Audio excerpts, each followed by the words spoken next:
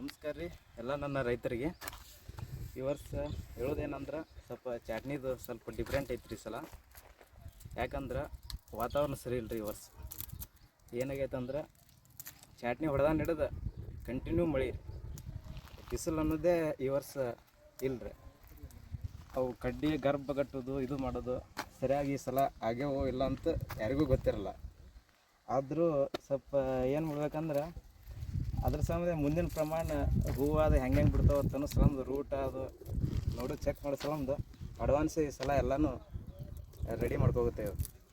ಗೊಬ್ಬರ ಆಯಿತು, ಬಡ್ಡಿಗೆ ಮತ್ತು ಇತರೆಲ್ಲ ಅಡ್ವಾನ್ಸ್ ಹೇಳ್ಕೊಂಡೇವ್ರಿ. ಒಂದು 10-12 ದಿನ ಮೊದಲು ವಾತಾವರಣ ಸರಿ ಇಲ್ಲಾರ್ಕ ಹಿಂದೆ ಏನು ಮಾಡೈತ್ರಿ, ಸ್ವಲ್ಪ ಕಣ್ಣು ಸರಿಯಾಗಿ ಹೊಡೆಯಲಾಗ್ಯವ್ರಿ. ಅದ್ರ ಸಂಬಂಧೇನು ಮುಂದೆ 3-4 ಕಣ್ಣು ಇಟ್ಟು ಸ್ವಲ್ಪ ಮುಂದೆ ಬಂದೈತೆ ಮೆಚುರಿಟಿ ಅಂತ 4-5 ಕಣ್ಣಿಟ್ಟು ಮುಂದುವರ್ಸತ್ತೆ. ಹಿಂದಿನ ಕಣ್ಣು ಐತಲ್ರಿ ಅಷ್ಟು ಇವು ಸರಿಯಾಗಿ ಹೊಡೆಯಲಾಗ್ಯಾವು, ಮರಿಲಾತವ್ರಿ.